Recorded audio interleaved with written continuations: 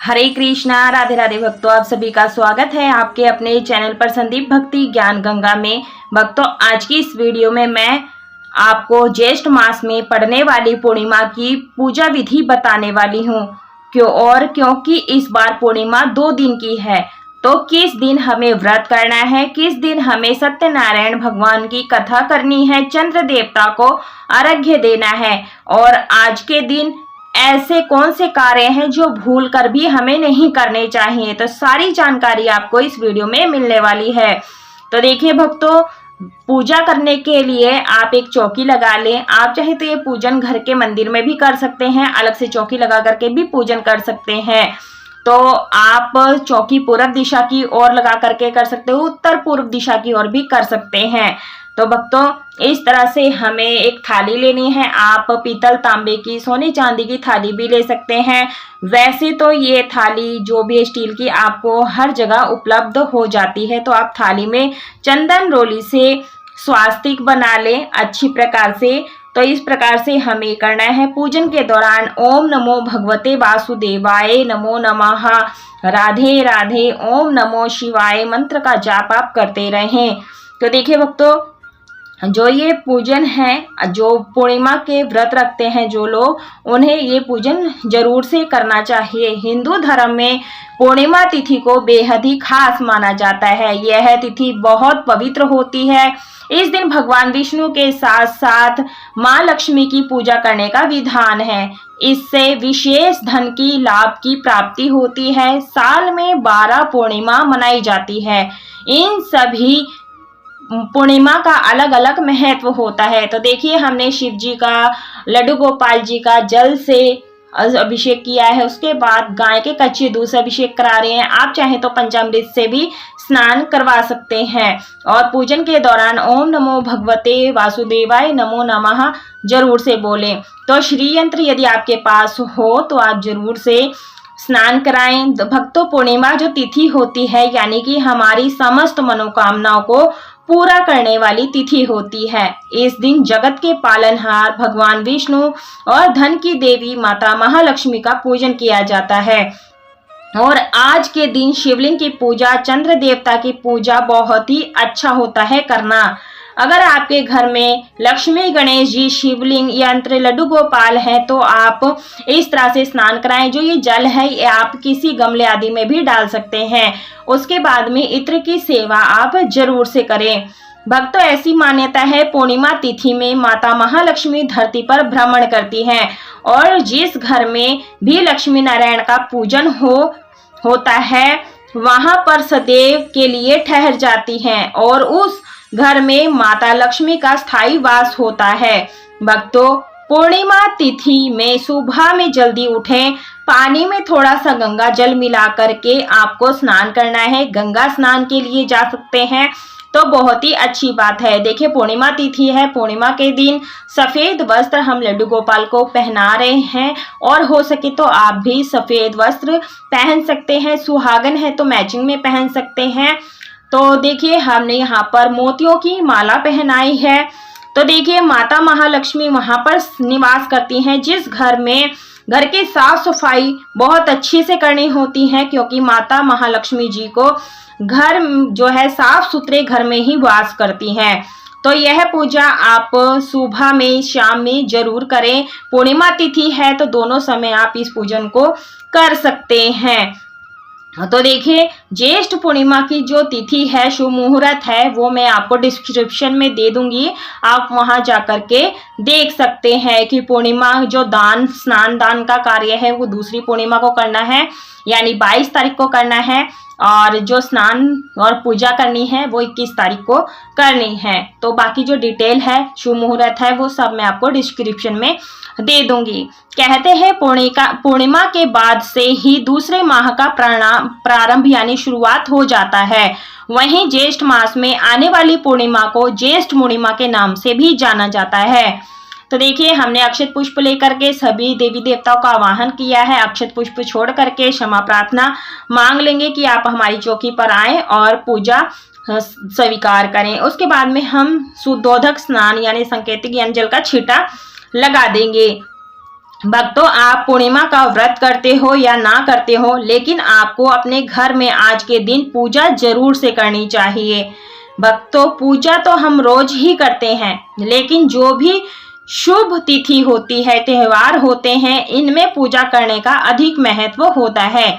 स्नान कराने के बाद में हम यहाँ पर जनेऊ समर्पित कर देंगे। तो देखिए, जो कच्चा दूध से हमने जैसे स्नान कराना है, आप चंद्रमा को अर्घ्य भी देंगे। तो इस तरह से हमें जो लक्ष्मी माता की जो फोटो है वो मैंने विराजमान की है। यदि आपके पास मूर्ति है तो आप अभिषेक जरूर से कराएं। तो देखिए, हमने मंदिर में जैसे मैं यहाँ पर पीला आसन बिछाई हूँ, आप सफेद आसन भी बिछा सकते हैं। तो देखिए, क्योंकि जेठ का महीना है तो भगवान को चंदन आप जरूर से लगाना होता है। तो चंदन का टीका सबसे पहले भोले बाबा को लगा दीजिए, गणेश भगवान को लगाइए, सभी को चंदन ओली का टीका जरूर से लगाना है। तो देखिए, पूर्णिमा तिथि में सफेद रंग का ज्यादा महत्व होता है। पूर्णिमा तिथि में तुलसी पूजा और पीपल की पूजा का भी बहुत महत्व होता है। और कई लोग जेठ पूर्णिमा पर वट सावित्री व्रत पूजन भी करती हैं। तो देखिए, वृक्ष में दूध मिश्रित जल जरूर से अर्पित करना चाहिए। थोड़ा सा जल लेकर के, कच्चा दूध, उसमें मीठा मिला लें और आप जल चढ़ाना शुरू करें। हर पूर्णिमा पर आप देखेंगे जो भी आपके घर में धन की तंगी थी वह दूर होने लगती है। तो देखिए भक्तों, हम यहाँ पर सभी को चंदन ओली का टीका लगा रहे हैं। तो भक्तों, इस दिन गंगा स्नान करने से व्यक्ति की सभी जो मनोकामनाएं होती है पूरी होती हैं। तो जो भी आपके पास पुष्प हो वो आप गणेश भगवान को, भोले बाबा को, सभी को समर्पित करें। पूर्णिमा तिथि है, सफेद रंग का फूल आप जरूर से समर्पित करें। भगवान विष्णु जी को पीला रंग अत्यधिक प्रिय होता है, तो पीले रंग के फूल आप जरूर से चढ़ाएं। घर में तुलसी विराजमान है तो आप तुलसी माता की पूजा आपको जरूर से करनी है। तुलसी जी की पूजा में जल चढ़ाएं, फूल चढ़ाएं, माता को भोग लगाएं, आरती करें और माता को जेठ के महीने में पूर्णिमा तिथि पर चुनरी जरूर से अर्पित करनी चाहिए, उड़ानी चाहिए।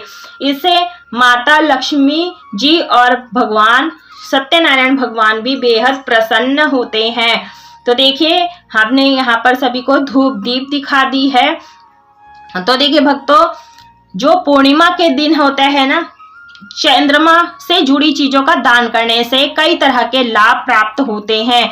जैसे कि आप सफेद वस्त्र, शक्कर, चावल, दही या चीनी आदि चांदी का दान कर सकते हैं। माना जाता है कि इससे चंद्र कुंडली में जो चंद्रमा की स्थिति होती है वो मजबूत होती है। तो देखिए, हम माता महालक्ष्मी जी को मखाने की खीर का भोग लगा रहे हैं। आप चाहें तो चावल की खीर का भी भोग लगा सकते हैं।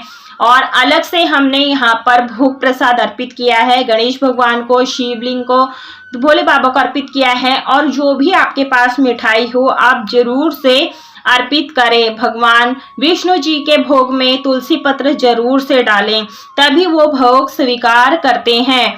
तो देखिए, जब हमारे चंद्रमा मजबूत होते हैं और जीवन में सुख समृद्धि बनी रहती है।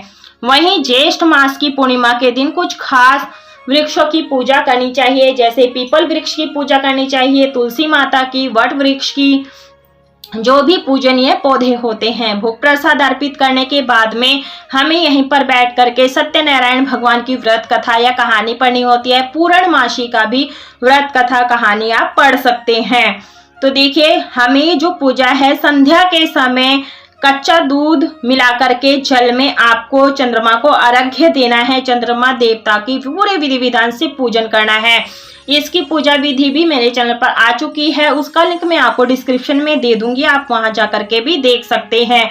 तो देखिए, हमने पुस्तक की भी पूजन कर लिया है। उसके बाद में हमें अपने सीधे हाथ में अक्षत और पुष्प लेकर के हमें यहाँ पर सत्यनारायण भगवान की कथा या कहानी को पढ़ना है, या विष्णु सहस्त्र नाम का पाठ कर सकते हैं, फिर विष्णु के मंत्रों का जाप कर सकते हैं। ओम नमो भगवते वासुदेवाय नमो नमः। और देखिए, जो सत्यनारायण भगवान की जो कथाएं होती हैं, इसमें 5 कथाएं होती हैं, तो आप जरूर से पढ़ें।